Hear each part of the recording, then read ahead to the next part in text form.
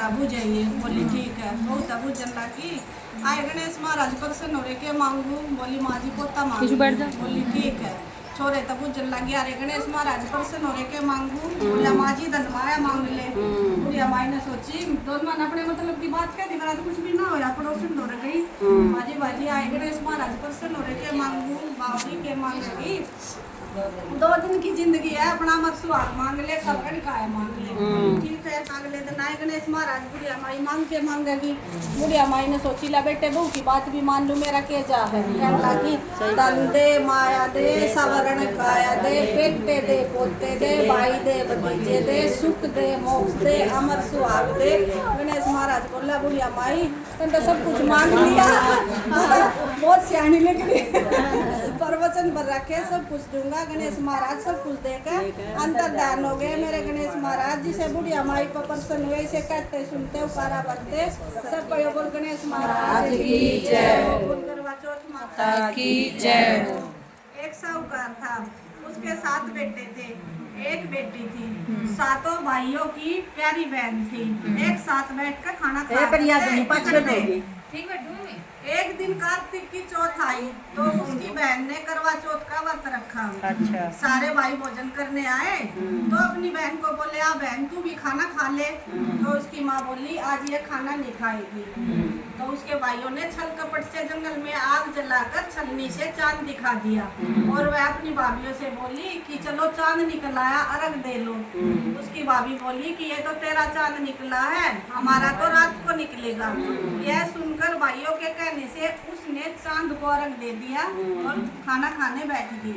पहला टुकड़ा तोड़ा तो बाल निकला। दूसरा टुकड़ा तोड़ा छींक मारी। तीसरा टुकड़ा तोड़ा तो राजा के घर से बुलावा आ गया कि राजा का लड़का बहुत बीमार है जल्दी से भेज दो। माँ ने लड़की के पैरने के लिए 3 बार बुच्चा खोला। तीनों बार सफेद कपड़े निकले। अब उसको सफेद कपड़े पहना कर ससुराल भेज दिया।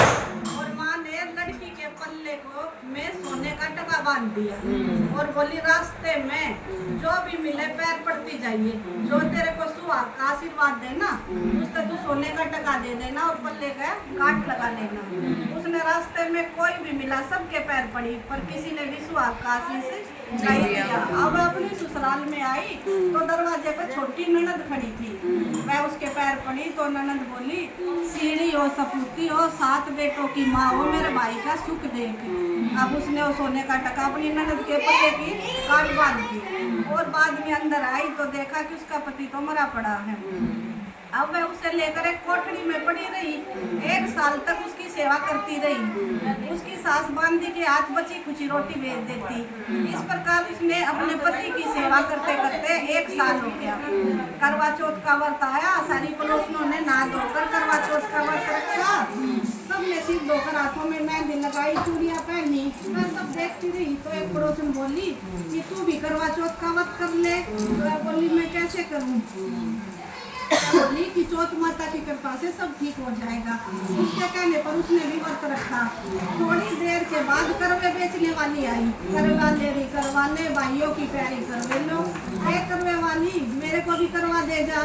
मैं कहने लगी नहीं मेरी दूसरी बहन आएगी वह दे के जाएगी। दूसरी आई करवे ले भाइयों की प्यारी बहन करवेगी। मैं बोली ये बहन मुझे भी करवा दे जा। मैं बोली मेरी तीसरी बहन आएगी वो दे के जाएगी।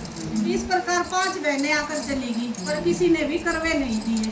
फिर छठी बहन आई और बोली कि मेरी 7वीं बहन आएगी वो दे के जाएगी।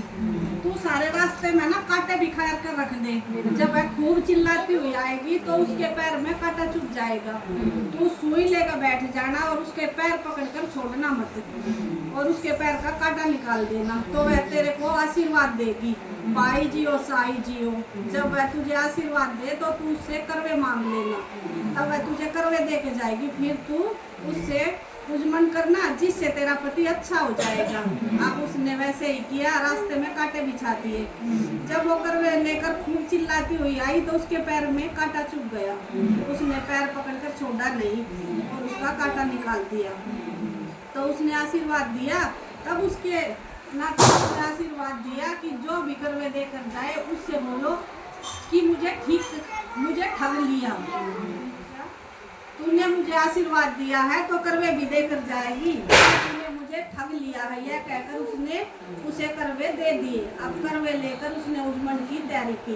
व्रत रखा, राजा का लड़का ठीक हो गया और बोला कि मैं तो बहुत सोया। वह बोली के सोए 12 महीने हो गए तेरी सेवा करते करते, चौथ माता ने मेरा सुहाग दिया है। उसका पति बोला कि चौथ माता का उजमन अच्छे से करो।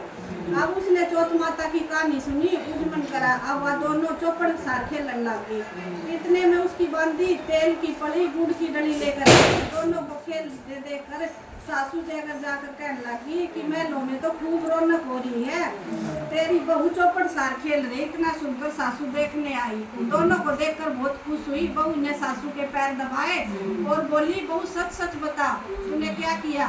उसने सारा हाल अपनी सास को बता दिया। तो राजा ने सारे नगर में ढिंढोरा पिटवाया कि अपने पति की जीवन की सुरक्षा के लिए सब बहनें करवा चौथ का व्रत रखें।